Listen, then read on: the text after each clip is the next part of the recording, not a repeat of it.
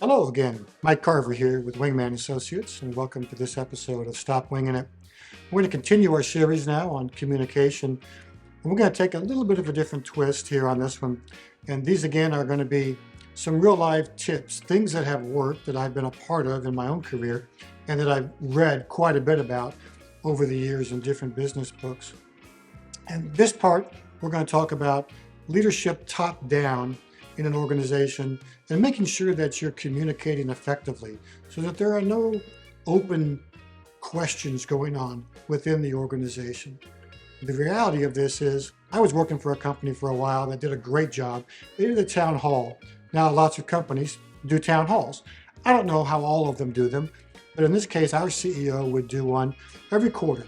I was always taken aback by just how upfront and honest and transparent the entire event was. On top of everything else, he took live Q&A. We would learn about what was going on, R&D, sales, the economy, what's affecting us, competition, things that were happening that were maybe out of our control, but we knew were affecting our organization as a whole. And so at the end of the day, we wanted and we got transparency and honesty from our leadership, from the top person who was just like this in real life too. Would come up, would shake your hand, would talk forever, would sit down with you at lunch and just listen and ask great questions and want to know how you were doing. And so I take that. This is the feedback for this week, which is take the time. Take the time to create an atmosphere and an event where people feel like they're getting fed the real story, the honest truth of what's going on with the company, with the organization. Look, everybody reads. It's a 24-hour news cycle constant right now, and everybody gets their information from different sources. And so you have to assume, as the leader of an organization, whether it's a small business, whether you got 10 or 15 employees or 500 or 15,000, people are asking questions. They have questions about what's going on in today's economy, interest rates, what's the Fed doing, any number of things that will always be something happening with our business. And what does that mean to me? Never underestimate the what's in it for me category in life, right? People always have that in the back of their minds. I want to know how this might affect me, my family, my pocketbook. And so to the degree that you go out and you proactively set up a situation where you are going to talk about these things. And here's what you talk about.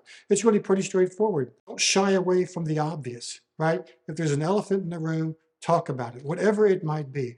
Say whatever you are legally allowed to say. The financials, not as a CFO would speak them, but the layman's version of how we're doing on the financial side of the equation. How are sales? How are expenses? What are some things that we're concerned about? What are things that we're having to ratchet and maybe get a little bit tighter with our expenses? Be open and honest as the leader of an organization with the people inside the organization because they've got questions. They're thinking about these things too. They're reading about them. They want to know, how does our organization fit in the middle of all this? So take the time, talk about expansion, talk about productivity, talk about what's happening, what's coming down the pike. If there are negative things happening, be transparent about them to as much as humanly possible. Because if you're an organization that maybe you have bonuses based on certain, meeting certain levels of productivity, and those bonuses may or may not get paid out because certain things are happening in the economy. Well, people know that. And people are having questions about that. So answer their questions. Be upfront. People would rather not be surprised, especially when it comes to their pocketbook. Are we going to grow? Are we going to have to cut back? Are we going to have to trim employees?